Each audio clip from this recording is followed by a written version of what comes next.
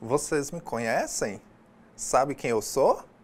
Meu nome é Charley. Esse é o meu sinal. Alguns de vocês eu acredito que já me conheçam. Antes, esse era o meu sinal. E eu mudei hoje para esse, porque quando eu era pequeno, essa era a minha marca, minha identidade. Antes eu parecia um índiozinho, eu tinha a franja até na testa. É um prazer estar aqui. Eu gostaria de convidar vocês do curso de tradução e interpretação de língua de sinais e verbalização. Qual o objetivo desse curso? Vocês saberem sinalizar, aprenderem a sinalizar e também a verbalizar. Então, esse é o momento que vocês têm que aproveitar, aprender todos os tópicos da disciplina, aprender, se capacitarem, se formarem para trabalharem, porque isso não é uma brincadeira, isso é uma coisa séria. Vocês trabalharem e se formarem. É um prazer estar aqui com vocês, estou muito satisfeito. Hoje, a nossa videoaula vai ser a unidade 1, e 2. Eu vou explicar para vocês e depois nós teremos a unidade 2, 3 e 4. Qual é o conteúdo que nós vamos ensinar? Vai ser Linguística da Língua de Sinais 1.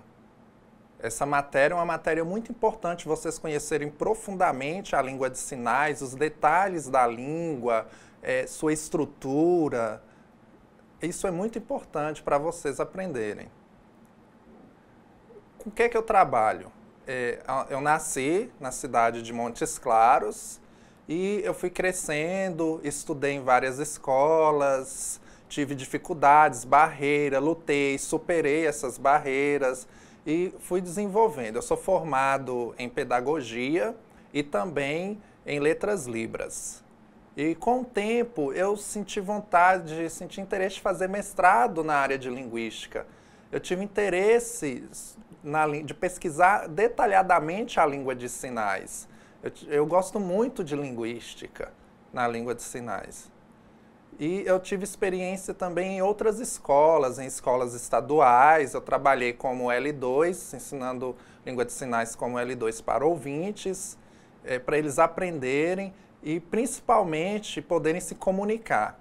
E também ensinei L1 para crianças, foi pouco tempo, ensinei L1 para crianças, no processo de aquisição da língua, no processo de desenvolvimento da língua, a língua como L1 para elas, uma língua nativa.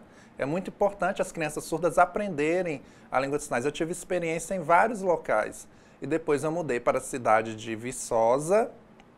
Lá em Viçosa eu trabalho na UFV, eu sou professor de Libras lá e ensino a língua de sinais como L2, cursos de Química, Matemática, Biologia, em vários cursos, com o objetivo que os alunos possam aprender sobre a inclusão, se capacitarem durante a sua formação e quando depararem com a inclusão com surdo, eles não se assustarem. Então, eu explico para eles, eles aprendem, e eles, quando formarem e forem trabalhar numa escola inclusiva, né, eles poderem trabalharem bem.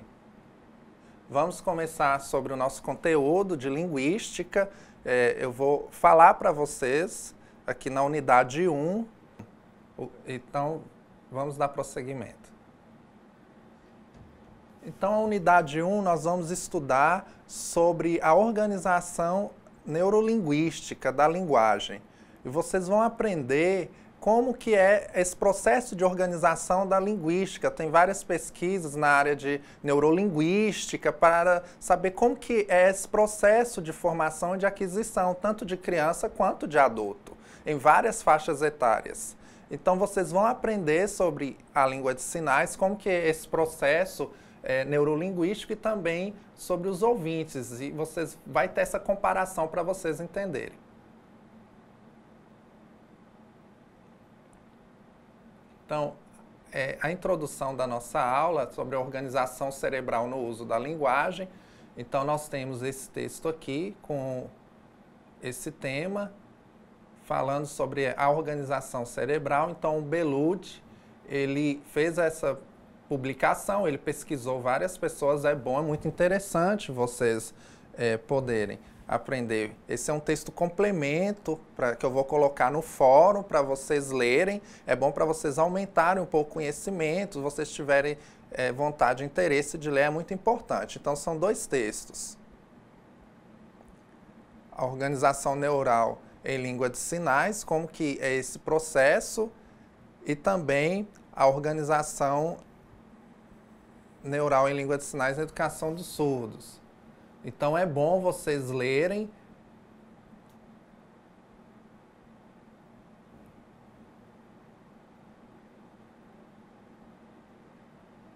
Belucci, no ano de 1989, ele focou o seu estudo totalmente na área da organização cerebral, no uso da linguagem. Todo o seu estudo, tanto quanto nas línguas orais, também quanto na língua de sinais.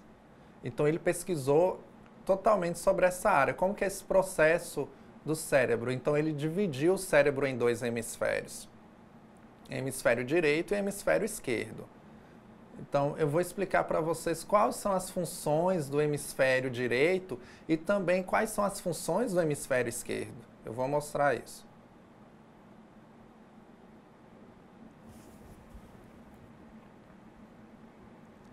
Então, o hemisfério esquerdo, quais são as funções desse hemisfério?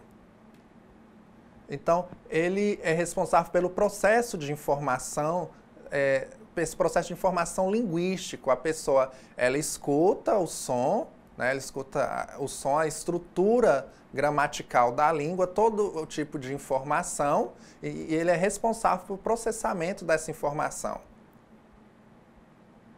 Ele é responsável pela percepção do som. Qualquer tipo de som, de palavra que a pessoa escuta, né, ela escuta, passa pelo canal auditivo até o cérebro, e a pessoa tem a compreensão. Então, o canal auditivo está totalmente ligado, é uma modalidade oral. E isso é utilizado na linguagem, como que se procede às falas, o processamento das falas das pessoas. E no lado direito, é responsável pelo viso espacial. Eu estou falando do cérebro ouvinte. Então, por exemplo, a pessoa está dirigindo, se ela vai virar para a direita ou para a esquerda, então ela tem essa visão através de imagens no cérebro, aonde ela deve virar. Por exemplo, se ela vê uma placa e a placa está escrito proibido seguir em frente, então ela vê e tem essa percepção da placa. Então, o hemisfério esquerdo tem suas funções, o hemisfério direito também tem suas funções.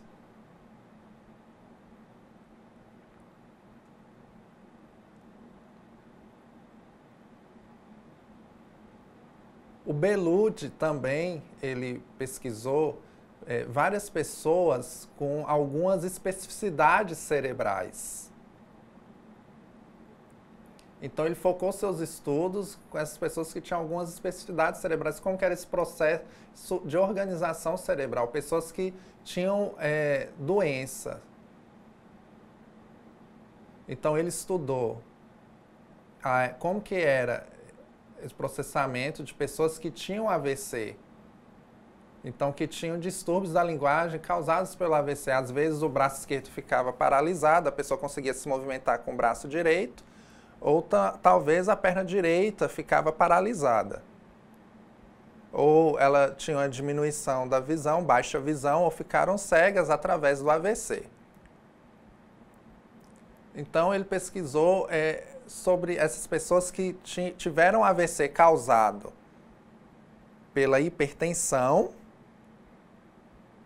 às vezes pela ingerir muita gordura, aí ocorreu um entupimento da veia lá no cérebro e ocorreu o acidente vascular cerebral. Ou então o AVC causado pelo diabetes.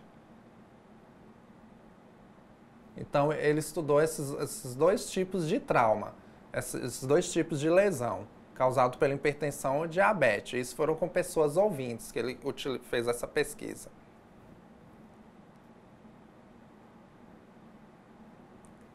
Então, eu vou explicar para vocês como que foi esse processo de pesquisa dele.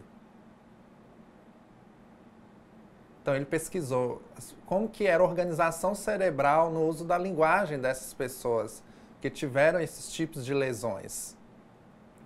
Como que era o processamento no hemisfério direito e como que era esse processamento da linguagem no hemisfério esquerdo. Então, os ouvintes, né, eles falam naturalmente, conversam normalmente. Às vezes, com o AVC, o que pode ocorrer? Né? Algumas dificuldades na fala. Às vezes pode ter essa dificuldade na fala. Pode ter uma afasia. O que é afasia? Por exemplo, a pessoa ela vai falar e ela começa a travar na sua fala. Por quê? Porque o cérebro ele é responsável pela ordenação da fala. É ele que ordena essa fala. E a pessoa ela não consegue falar de forma contínua, ela tem uma dificuldade na fala, ela tem uma afasia. E no hemisfério direito? No hemisfério direito também tem outra dificuldade que a pessoa enfrenta, porque no processo de percepção visoespacial, ela tem essa dificuldade, fica mais difícil para a pessoa. Por exemplo, ela às vezes consegue se comunicar, mas tem dificuldade na fala, mas no processo visoespacial ela tem uma dificuldade maior. A pesquisa na organização cerebral mostrou isso. Então, ele conseguiu encontrar essas dificuldades, ele fez uma ressonância cerebral, ele mapeou o cérebro da pessoa para conseguir descobrir.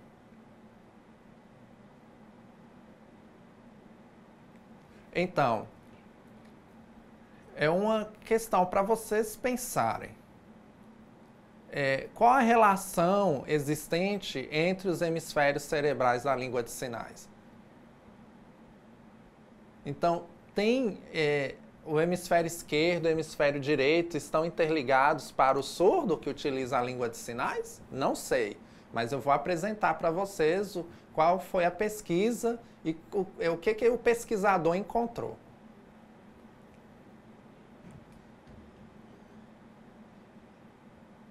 Ele fala o quê? Que na organização neural, o hemisfério esquerdo ele é responsável pelas línguas faladas. Né? Ele é a base para a apresentação abstrata das formas. Então, a pessoa escuta o som e o hemisfério esquerdo ele é responsável de organizar essa fala neural através de uma forma abstrata das imagens.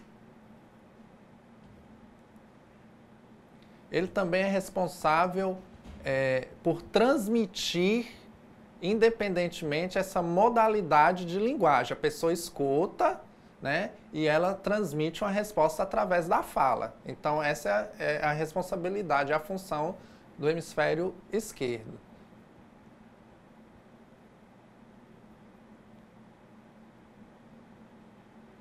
Antes, vocês lembram que eu perguntei para vocês se esses hemisférios têm uma relação entre si, são interligados para pessoas que utilizam a língua de sinais? Então, Belucci, em 1989, ele responde isso.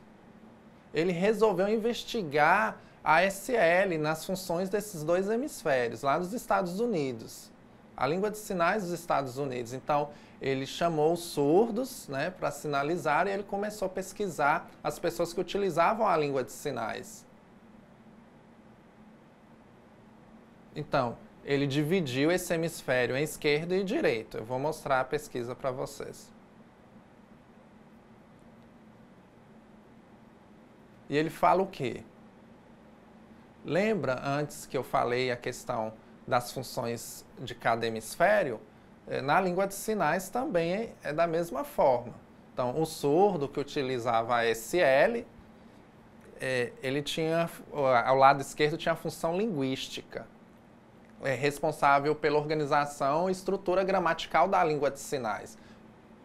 Então, a pessoa, através do canal visual, ela via os sinais, ia até o canal cerebral e lá havia o processamento. Então, ele era responsável por essa função de processamento linguístico da língua. E no hemisfério direito, ele tinha a função visoespacial. Então, para o surdo ele tinha uma atenção muito grande, uma percepção muito grande. Só que esses hemisférios não estavam separados, eles estavam conectados entre si, eles se relacionavam e trocavam informações entre si. Eles são separados, hemisfério esquerdo e direito, mas eles, no processamento de informação eles estão conectados, interligados. E ele conseguiu provar isso pesquisando surdos sinalizantes da língua de sinais.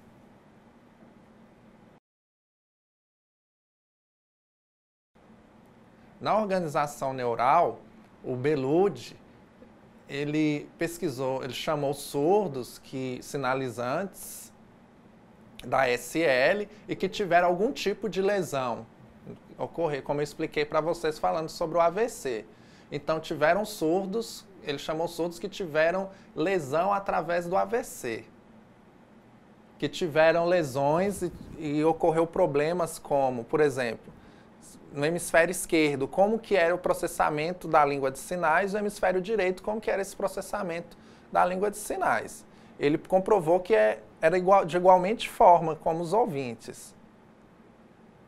E ele percebeu que no hemisfério esquerdo, esse processamento, essa estrutura gramatical na hora da organização cerebral da língua de sinais, porque o cérebro é responsável por passar essa informação para a pessoa sinalizar, ele descobriu que tinha alguma dificuldade na estrutura gramatical de usar a língua. Tinha uma dificuldade simbólica da língua de controle do movimento das mãos.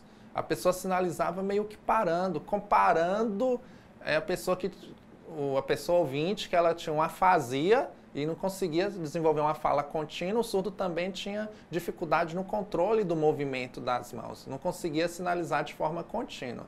Às vezes o lado direito, o braço direito ela sinalizava bem, mas tinha uma paralisia no braço esquerdo.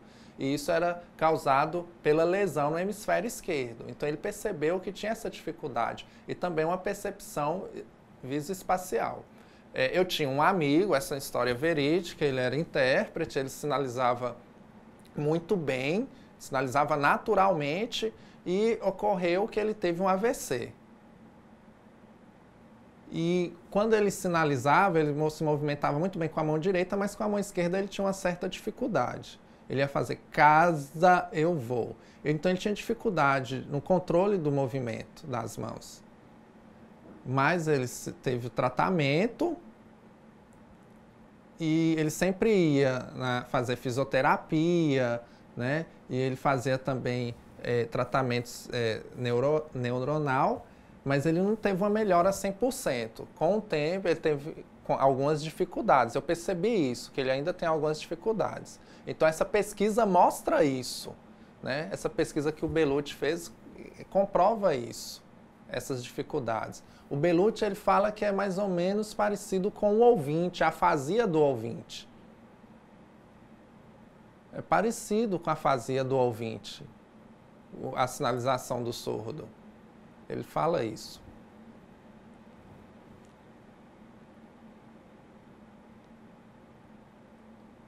Dicotomia cerebral. Como que se dá essa dicotomia cerebral? Então, eu tenho um hemisfério esquerdo que tem a função, né, de habilidades verbais, né? Então, toda habilidade verbal é responsável pelo hemisfério esquerdo, a expressão e a produção linguística. Toda a produção linguística, contar piadas, sinalizar, contar uma história. Então, todo esse processo é da função do hemisfério esquerdo. E o hemisfério direito pela percepção visual espacial. Lembra que eu falei para vocês sobre a direcionalidade da pessoa que está dirigindo? Essa percepção visual. Então, eles se conectam entre si.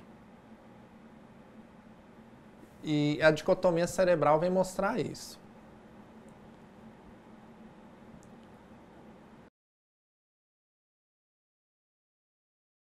O Hitchcock, no ano de 2002, ele fez uma pesquisa mais ampla nessa área.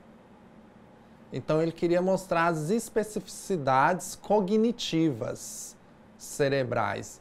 Então, ele fez um mapeamento cerebral para mostrar as especificidades cognitivas do hemisfério esquerdo. Por exemplo, ele estudou quais são as responsabilidades das funções linguísticas, né, na produção da língua, por exemplo, contar uma história ou falar qualquer outro tipo de coisa também na língua de sinais, como que era essa produção linguística. Ele fez essa pesquisa e ele dividiu o cérebro em regiões, ele fez esse mapeamento.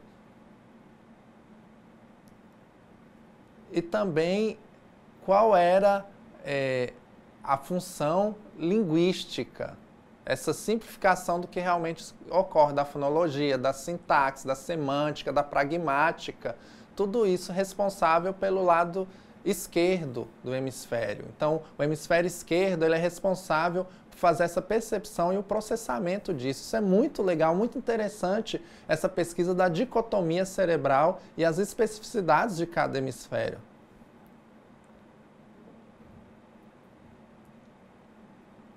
Então, essa é uma questão para vocês, alunos, eu vou colocar lá no fórum de discussão. Então, vocês vão responder a divisão das habilidades visoespacial entre os dois hemisférios está relacionada à divisão das habilidades das línguas de sinais? Então, vocês vão ler os textos, que eu vou colocar também como complemento, em PDF. Então, vai ser textos que vocês vão ter como base e depois vocês vão discutir sobre essa questão lá no fórum. Isso vai valer ponto. Vocês podem responder em português ou em língua de sinais, como vocês desejarem. Tá bom? E também vai ser um momento de troca e interação entre nós.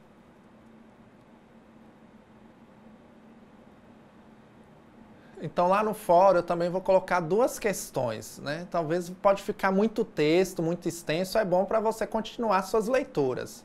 Mas são duas questões interessantes. Sobre a questão do movimento na língua de sinais das crianças. Como que ocorre o uso da linguagem? Como que as crianças estão começando a aprender, por exemplo, sinal de água. É dessa forma, certo? E às vezes a criança ela faz o sinal dessa forma. Por que que elas fazem assim? Qual é a dificuldade do movimento? Isso é bom vocês lerem os textos. Eu vou esperar também que vocês façam essa discussão no fórum. Eu não estou cobrando isso para vocês fazerem essa discussão no fórum, não. Mas é bom vocês lerem o texto. Se tiver alguma dúvida, mandarem para mim e assim nós irmos nos interagindo. E também sobre a questão das expressões faciais na língua de sinais. Então, nós temos dois tipos de expressão. A expressão afetiva, que expressa emoção, sentimento, amor. Então, a expressão está ligada, se você está triste, então ela está ligada a questões afetivas. E também nós temos as expressões gramaticais, as expressões linguísticas, que ocorrem na estrutura da língua de sinais. Então, nós temos esses dois tipos de expressões. Então, é bom vocês lerem as questões das expressões faciais nas línguas de sinais. Então, na próxima aula, eu vou continuar falando na unidade 2.